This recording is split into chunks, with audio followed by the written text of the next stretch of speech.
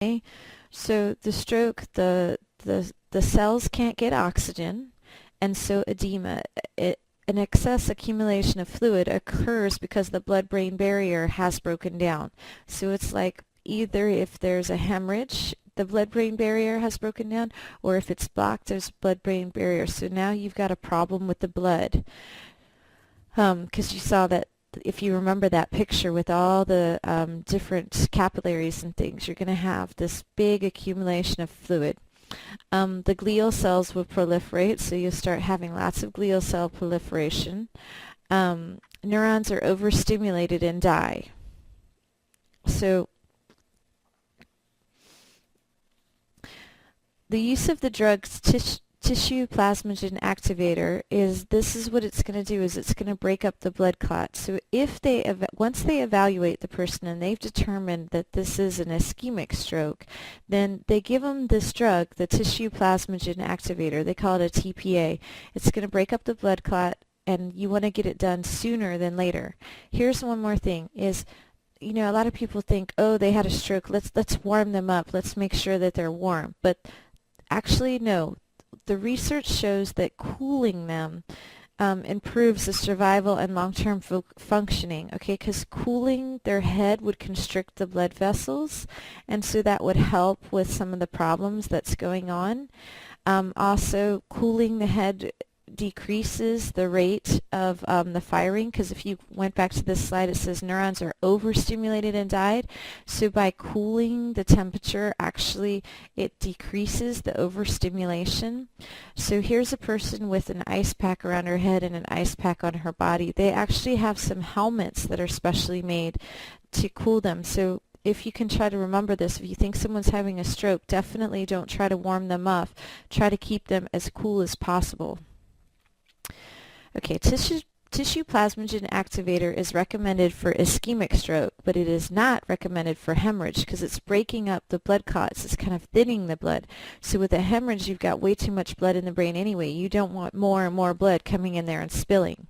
So that's why they have to have that evaluation. That's why you want to get them to the hospital so they can be evaluated, so they know which type of medicine to give them.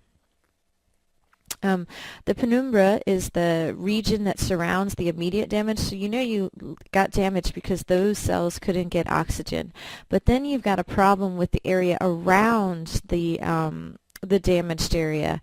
In a hemorrhage, the cell in the penumbra are flooded with excess of oxygen because all of this oxygen from the blood where you had the ruptured blood vessel is there. But after an ischemic stroke, penumbra cells lose much of their oxygen and glucose supplies as well. So it wasn't just this area, but the ones that are around it, they get it. So that's why you want to stop it as soon as possible, because not only are you losing cells from the damaged area, but the area, the shadow, that's what penumbra is, the shadow area that's outside of that is also being affected. Diaskesis, decreased activity of surviving neurons after other neurons are damaged. Okay, so if these neurons here, like right next to us, are damaged and we're not getting that stimulation, then that's what the diaskesis is they're not getting stimulation anymore, so they have decreased activity. So that's why the ones that are left, we're going to find out that you want to do physical therapy immediately. They're going to give them stimulant drugs, and they're going to get them to do physical therapy immediately, so that those neurons that are still alive, that are no longer receiving input, you want to try to get them stimulated so they can start their branching again. Okay, so here it is. To promote recovery, stroke victims should be given stimulant drugs a few days after the stroke and have physical therapy as soon as possible. Tranquilizer drugs should be avoided. You don't want to depress the person. You don't want to keep them sitting still. You want them to start utilizing the cells that are left after the stroke occurs. Recovery after brain damage. So when I said you want to start getting those new dendrites to grow, that's collateral sprouting, new branches that may form in uninjured axons after damage to surrounding axons. So think of, like, in this class I'm constantly referring to the brain like a forest. So pretend you had a forest fire. Okay?